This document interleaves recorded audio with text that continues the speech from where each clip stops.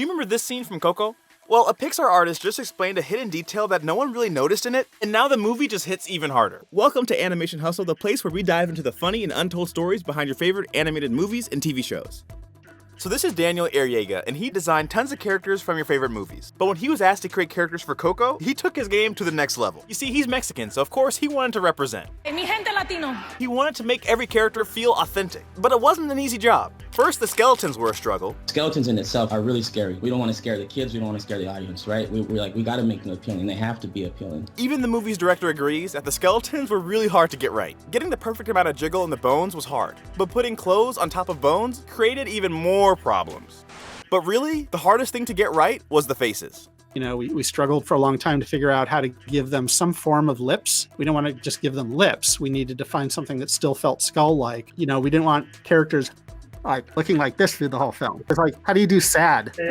You have to have a range of expression, or we felt that way anyway. If the skeleton characters didn't have eyes, the audience would not be able to connect with them on an emotional level. Once the skeletons were designed, the team switched their focus to the humans. And it turns out designing Mama Coco was a whole nother level of complicated. The description of her was, I want her to look like a shriveled 90-year-old raisin. Oh my God, what is that gonna be? I don't even know what that means. You have to trust your team. Hey, Dicer had done this beautiful stylized version of it that I thought was perfect. And it had like major wrinkles and then little subtle secondary ones.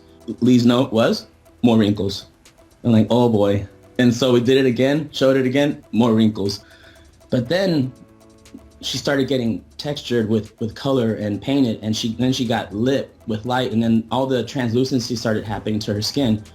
And it softened her up. They killed it. They did a great job. Because when I see her on screen, man, she's awesome. She's so sweet. There's always this kind of reaction to it. And I'm just like, wow. Designing all those wrinkles sounds like a real challenge, but nothing tops how he designed the main character, Miguel. Every design kept getting rejected because he just couldn't figure out how to create a cute Mexican kid. Until he realized he already did. Turns out Pixar used his son as a model, and he made sure to add all of his most appealing features. If you look closely, Miguel has a mole, and that mole comes directly from my son, because my son has big ears. I love it because in that scene, and they pull his hood down, and his ears kind of go blah, blah, blah, blah, blah, blah, you know? It's so cute, it's so charming. Little things like that gave Miguel a little bit more character to him, you know?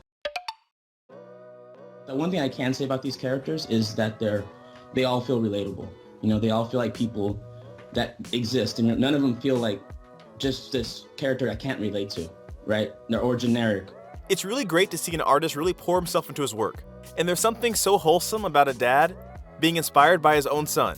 In the comments below, let me know who your favorite character design in Coco is. When the movie first came out, I saw tons of billboards for the Alebrije character, and the colors were absolutely gorgeous. If you want to see more behind the scenes animation videos, check out this one.